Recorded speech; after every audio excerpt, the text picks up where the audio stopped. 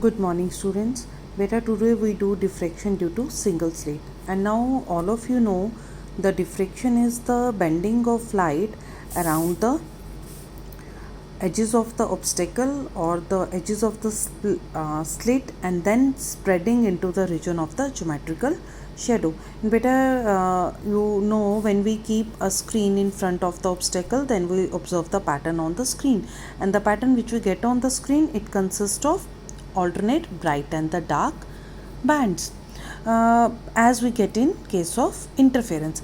But the pattern which we get in diffraction is different from that of interference, and you will study in today's lecture. But now one thing is clear to all of you: in diffraction, the waves originating or the secondary wavelets originating from a single wave front will superimpose to form a pattern on the screen, and the pattern which you get on the screen in the diffraction we call as the maxima and the minima. If we get the bright spot, we call it as the maxima. If we get the dark spot, we call it as the minima. Now let's start. Beta, as I already told you, diffraction due to single slit is Fraunhofer type diffraction, and in Fraunhofer type diffraction, the distance between the source and the screen is infinite from the slit. So the rays which are coming from infinity, after falling on the slit, they reach the screen, their intensity decreases. So what we do, we keep a lens. See, as I already draw here, what we do, the rays emitting from a monochromatic source, they fall on the lens L1. This source is placed in such a way, this force is placed at the focus of the lens L1 lens, so that the rays after passing through this lens become parallel to the principal axis, and they seem to be coming from the infinity. And then the wavefront WW dash, as I show here, is perpendicular to these rays. Now when this wavelet fall on the slit AB, what will happen? According to Huygens principle, each point on this wavefront will act as a source of secondary wavelets or new disturbances which will spread out in all direction. So the secondary wavelets or the waves which are emitted from these points on the wavefront, which falls on the slit AB, will focus at some point on the screen, and we focus these rays with the help of another lens. This is converging lens, and I name it as L2. So okay, let me do the rays after passing through this lens L2. Okay, I am considering this point O at the center of the screen. This is O point. They will focus at a point O on the screen. Now on the screen we get a diffraction pattern, and this pattern consists of alternate bright and the dark bands of decreasing intensity on the both side of this point O. Now let's find how these bands are formed on the screen. Now see beta, the point which I consider on the screen O is at the center of the screen, is also perpendicular to the slit AB. This is the center point C. Now you can easily see the rays after, or the secondary wavelets after emitting from the wavefront AB, or after falling on this slit AB, they reach at point O. When they reach at point O, they travel a same distance, because this point is at the center of the screen. So they travel the same distance, so the difference of their path is 0. When their path difference is 0, it means their phase difference is 0. And we know when the path difference and the phase difference is 0, we get bright spot. We did it in the interference also. When the path difference, we represented path difference by delta x. When the path difference is integral multiple of lambda or the phase difference is even multiple of pi, we get the bright spot, or we get the constructive interference. So at point O we'll get the bright spot, and we call that spot as central maxima. So at the center in the diffraction pattern we get the central maxima. Now let's see what we get on the either side of this spot O. Now I am considering a point P on the screen where rays or the secondary wavelets, after striking the point A and B, when the wavefront fall on the part AB of the slit, the rays get diffracted at some angle. I'm showing here by theta. Now after diffraction at some angle, these rays will focused at one point on the screen, and I'm considering that point as point P. This will be the point. Now these rays will meet at point P. Now beta, is it clear? These rays are meeting at point P. Now we will see this point will be of minimum intensity or will be of maximum intensity. It all depends upon the path difference between the secondary wavelets which are originating from point A and B and reaches the point P. But you can clearly see that this point is not at the center of the screen. So the waves which are secondary wavelets which are reaching at point P, they covers unequal distance. So their path difference is not same. So to calculate the path difference, what we do, we'll draw a perpendicular AN. I'm drawing the perpendicular AN on the diffracted ray, this BB dash, such that this BN will be my path difference. Now let me write. Now my path difference is Bn. Now we will calculate this path difference and we will see what will be the condition when the path what will be the condition we'll find for the path difference, so that at P we get the bright spot, and what will be the condition of path difference so that at P we get the low intensity spot. Let's calculate our path difference Bn.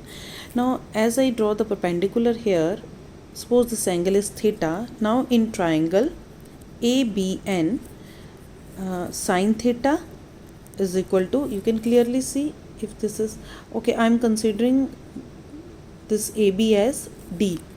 Sine theta, this sine theta is equal to Bn over AB, or this Bn is equal to AB sine theta.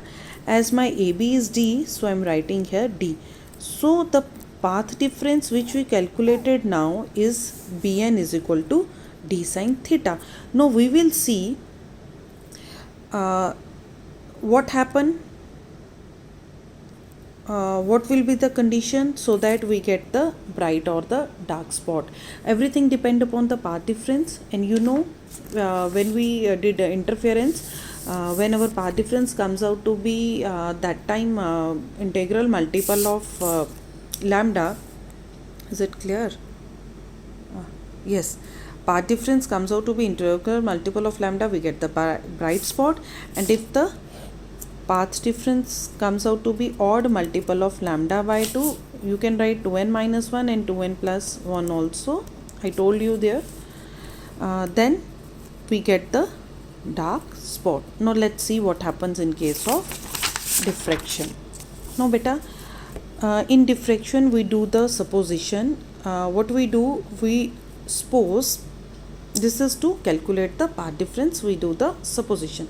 Now I am considering, let's see what we get at point P if I consider, okay, this is my diagram, is it clear? Okay, now I am supposing, let's see what we get at point P if my path difference this between the secondary wavelets is lambda. Now I'm supposing if path difference between secondary wavelets is lambda. Now let's see what will happen if my path difference is lambda. As I just calculated, my path difference Bn is equal to d sine theta. So I will see what happen when my d sine theta is equal to lambda. What I will get corresponding to this at point P, bright spot or low intensity spot. Let's see. Beta, what we do when we suppose that path difference is lambda, at that time what we do, we divide the slit. This is my slit AB. We divide the slit and this is BN. What we do, we divide the slit AB into two equal half. When we consider the path difference lambda, that time what we do, we divide the slit into two equal halves. AC and this AC and CB. Okay, beta, as the waves which are reaching at point P, the waves which are reaching at point P from A and B, they have the path difference lambda we just suppose here. It means the secondary waves which are originating, the secondary waves here, see, after diffraction, the secondary waves which are originating from A and C, they will have the path difference of lambda by 2 because we divide it into two equal halves. So the path difference is lambda by 2, and we know when the waves of lambda by 2 from A and C will superimpose, we get the destructive interference. As I already told you, this is what we did in case of interference also. When the waves of lambda by 2 path difference superimpose, we get the destructive interference. It means corresponding to this point we get the dark spot on the screen. Similarly, the waves originating from these secondary wavelets originating from point C and B, when they will superimpose, they have the path difference of lambda by 2. When they superimpose, we will also see the dark spot on the screen. It means, okay, see, it means when our path difference is lambda, we'll see the low intensity spot on the screen. Okay, beta, now let me explain you this in more simpler way so that it will be easy for you to understand. Okay, I'll show you in terms of waves. As this is my wave, this is of wavelength lambda. Okay, now what I did, I divide it into two equal halves of lambda by 2 and lambda by 2. Now see beta, the waves coming from this portion will superimpose with the waves coming from this from this portion. When the crust fall on the trough, what will happen? We'll get the destructive interference and we'll see the dark spot on the screen. Now is it clear to all of you? See beta, what happen if, now firstly we suppose if the path difference is lambda. Now what we are supposing, if the path difference, our path difference is d sine theta is 2 lambda. Now in this case what will happen when our path difference is 2 lambda? This is my 1 lambda and this is my 2 lambda. When the path difference is 2 lambda, see the slit is divided into how many parts? The slit is divided into 4 equal parts. When the path difference is lambda, we divide the slit into 4 equal parts. Now see, the waves originating from this part will superimpose with the waves originating from this part. They will cancel out each other's effect. Similarly, the waves originating from this part will superimpose with the waves originating from this part. They will cancel out each other effects, and at point P we get the dark spot or we get the low intensity spot. So we see when the path difference is lambda or 2 lambda, we'll get the low intensity spot on the screen. It means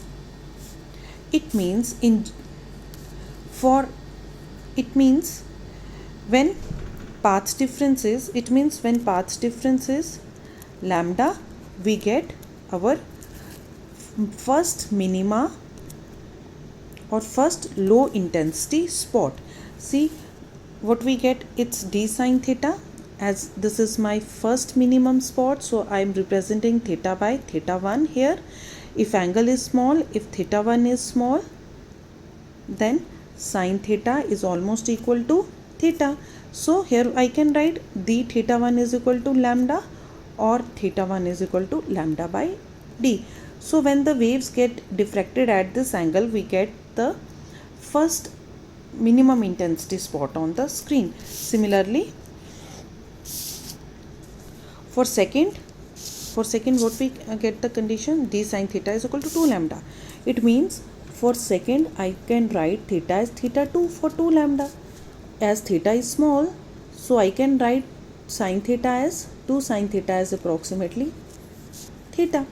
Therefore d theta 2 is equal to 2 lambda, or theta 2 is equal to 2 lambda by d. So in general we can write if the diffraction angle is theta n.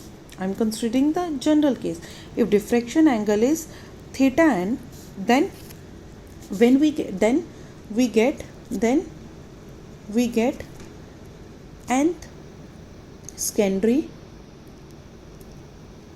minima, and then our angle become theta n is equal to, I am just putting here n lambda by d.